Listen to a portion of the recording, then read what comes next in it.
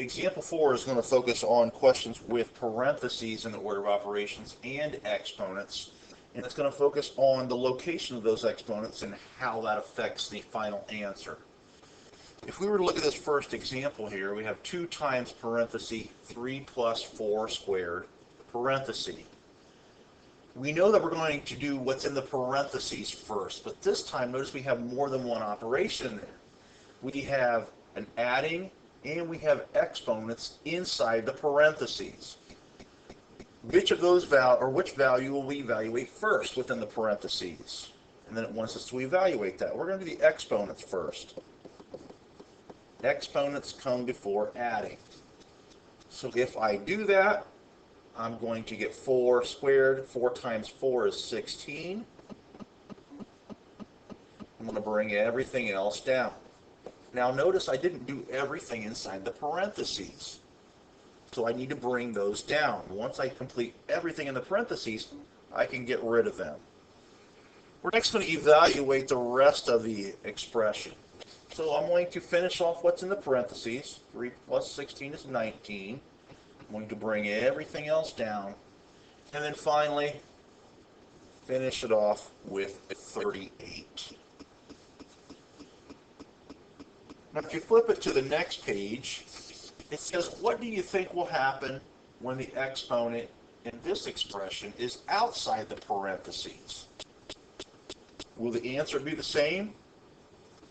And that answer is no. Okay? It's not going to be the same. It's going to be a little different. We're going to see why here. In this case, what should we evaluate first? And evaluate it. We have to do what's inside the parentheses first. Okay? We're going to do what's inside the parentheses. This time we only have one operation inside there, the adding. So we have to do that first.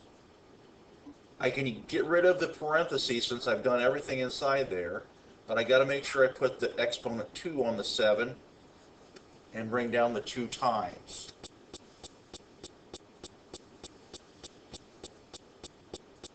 Now, if I wanted to finish evaluating, I'm going to do the exponents next. 7 squared is 7 times 7, which is 49.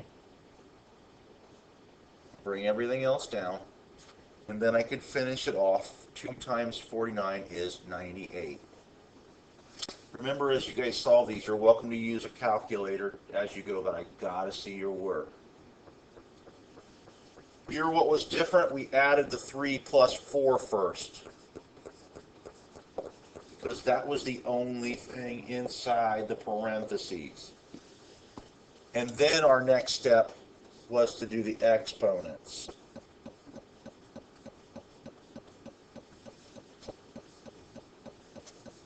And then we already evaluated. We got 98. And if you flip back to the other example we just did, they're not the same answers. We have different answers there.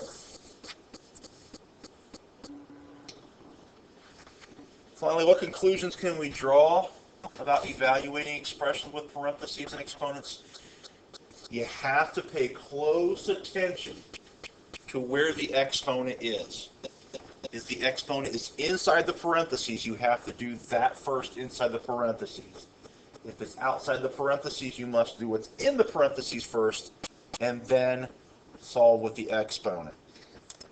Now, if you look to exercises 8 and 9, notice here's a couple examples of where the exponents are in different locations. Solve those using the correct order of operations. Show your work. Then you guys can check yourselves using the student notes that I provided for you. If you are correct, then I want you to go on to the problem set. There's 5 problems there. I want you guys to solve those 5. You guys might need to get some notebook paper from the box. There's not very much room. Show all your steps there. You can use a calculator to assist you as you go, but I got to see all your steps. And then if you want, you could check yourselves using the calculator by just typing it in that exact same order. When you're done with all of those, have your teacher check it. And then if you have all that finished, you guys can work on the exit ticket and study island if you finish the exit ticket and there's time remaining.